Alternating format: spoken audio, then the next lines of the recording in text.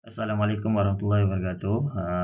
Kembali kita ke channel Cikgu Buku Teks. Hari ini kita akan bincangkan latihan ataupun latihkan diri 1.2B iaitu soalan nombor 5, 6 dan 7. Rujukannya ialah kamu boleh rekod tengok pada muka surat 24.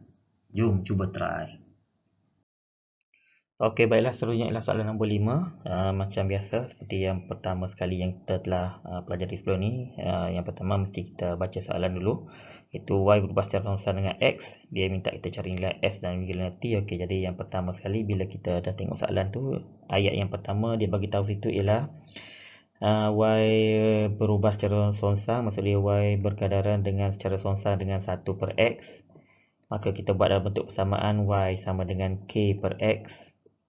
Okey, seterusnya kita kena gantikan nilai X2 dengan Y2, X3 dengan Y2 dalam persamaan. Jadi X sama dengan 3, Y sama dengan 2. Untuk dapatkan nilai K, maka sini akan dapat Y dia ialah 2 sama dengan K per dengan 3. Maka K sama dengan 2 darab dengan 3.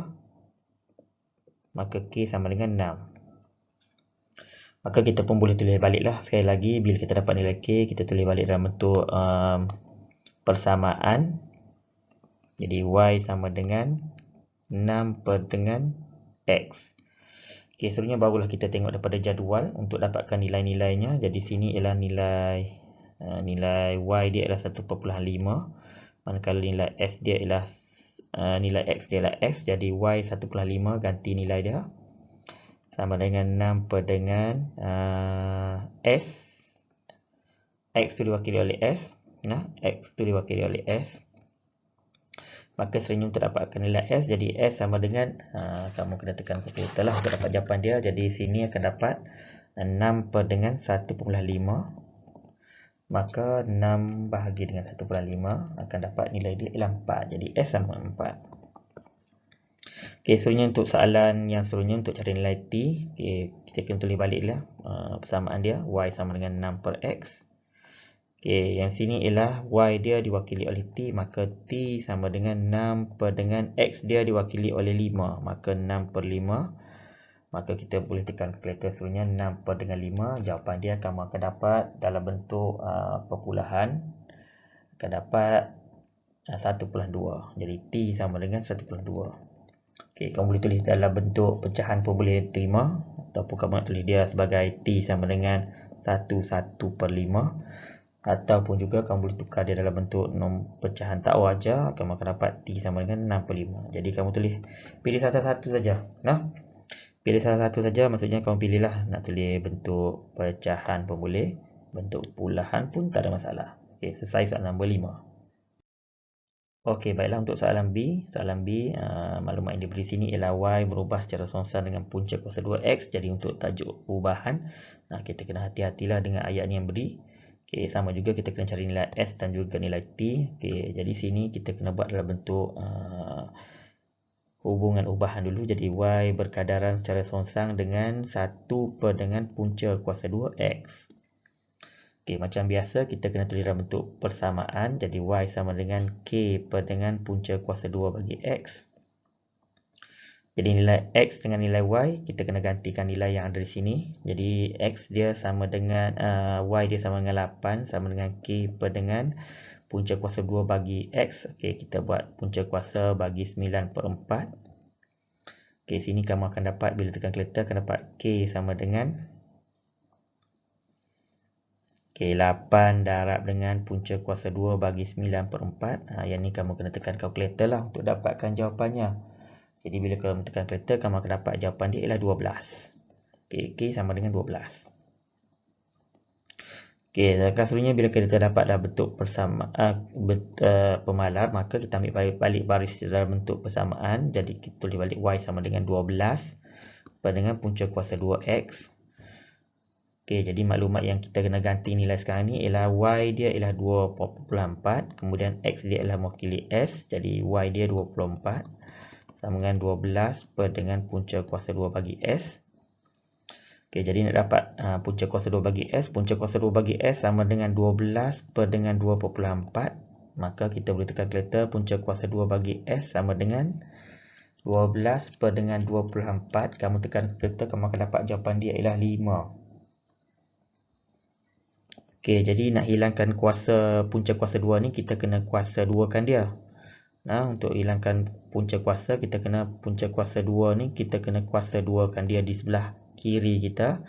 Maka sebelah kanan pun akan dapat kuasa 2. Okey, bila kita dapat kuasa 2 kan dia, maka akan dapat jawapan akhir dia. S sama dengan 25. Okay, cara nak hilangkan punca kuasa 2, kita kuasa 2 kan dia, atau punca kuasa 3, kita kuasa 3 kan dia. Okay, kita selesai soalan dapat nilai S. Okay, untuk dapatkan nilai T, kita ambil balik yang kita dapat dalam bentuk persamaan Y sama dengan 12 per dengan punca kuasa 2 bagi X.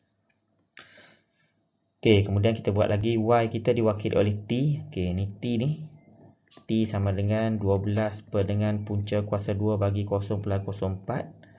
Maka yang ni direct saja ni 12 per dengan punca kuasa 2 bagi 0.04. Maka akan dapatlah jawapan dia ialah T sama dengan 60. Maka selesailah soalan. Nak dapatkan nilai S pun dah dapat. Nak dapatkan nilai T pun dah selesai. Okey, selesai soalan nombor 5. Okey, seterusnya ialah contoh latihan nombor 6. Latihan nombor 6 ni sebenarnya kamu boleh tengok pada contoh soalan 19. Okey. 19 iaitu pada muka surat 23. Okey, soalannya sini ialah syarikat tu mencetak buku setiap hari, kemudian bilangan buah buku diwakili oleh M, bilangan buah mesin diwakili oleh M, dan masa diwakili oleh T. Okey, ayat seterusnya sini ialah yang paling penting, T berubah secara seonsang dengan M. Maka dia bagi dalam bentuk jadual, seterusnya kita kena ungkapkan T dan sebutan M, maksud dia kena buat dalam bentuk hubungan ubahan, kemudian cari nilai K.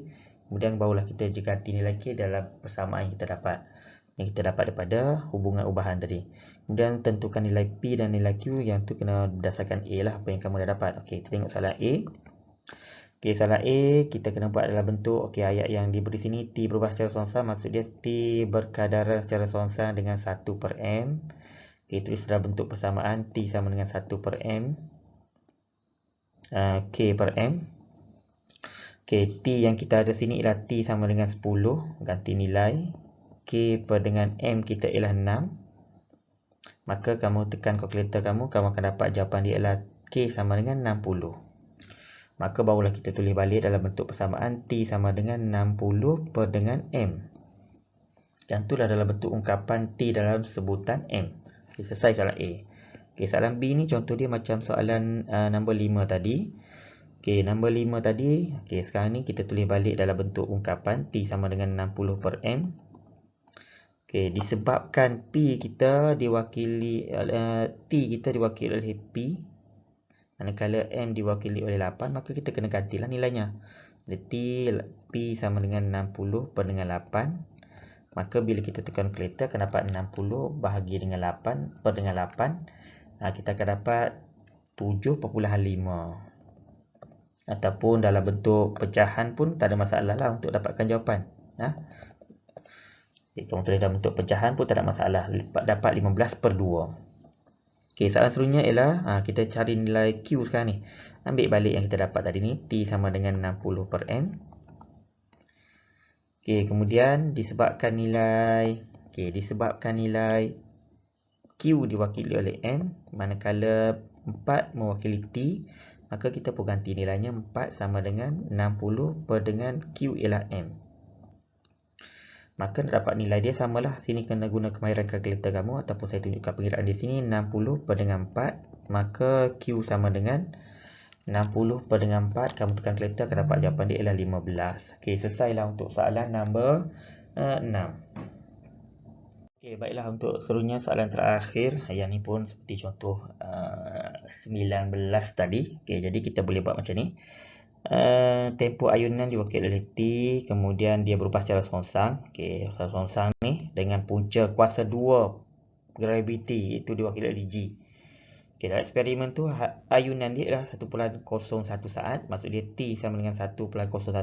Pencetak graviti dia ialah 9.85. Okey, jadi sebenarnya kita kena ungkapkan ni. Soalan dia ialah ungkapkan T dan sebutan G. Okey, soalan dia ialah ungkap Jadikan T dalam sebutan G. Okey, jadi macam biasalah kita buat hubungan ubahan T berkadar secara songsan dengan 1 per dengan punca kuasa 2G. Nah, sebab ayunan diwakili oleh T, punca kuasa 2 graviti diwakili oleh G. Okey, jadi kita buat bentuk persamaan T sama dengan K per dengan punca kuasa 2 bagi G. Okey, dalam nilai yang diberi sini ni ialah T sama dengan 1.01, manakala G dia ialah 9.85. Maka kita pun ganti nilainya 1.01 sama dengan K per dengan G dia ialah punca kuasa 2 bagi 9.85. Okey, sini kamu kena gunakan kalkulator kamu untuk dapatkan jawapan. Okey, sini sebenarnya kamu akan dapat nilai K dia. Jadi K dia sama dengan 1.01 kena darab dengan punca kuasa 2 bagi 9.85. Okey, kamu putarkanlah kalkulator kamu ni. 1.01 darab dengan punca kuasa 2 bagi 9.85. Kamu akan dapat jawapan dia panjang tu. Jadi kita bundar kepada 2 perpuluhan akan dapat nilai K dia sama dengan 3.17. Bundar kepada 2 tempat perpuluhan. Okey, jawapan akhir bundar pada 2 perpuluhan ataupun 4 angka bererti. Okey, seterusnya ialah ni 2 tempat perpuluhan lah. 2 tempat perpuluhan ni. Okey, jadi kemudian kita pun ambil balik yang kita dapat dalam baris kedua tadi. Jadi T sama dengan ungkapan kita akan dapat T sama dengan 3.17 per dengan punca kuasa 2 bagi G. Okey, yang itulah jawapan untuk soalan soalan 7, soalan terakhir bagi latih kendiri 1.2b. Okey, jangan lupa subscribe channel Cikgu Buku Teks untuk seterusnya saya akan tunjukkanlah penyelesaian beberapa soalan lagi untuk tajuk yang seterusnya. Okey, jangan lupa subscribe dan juga cuba buat latihan.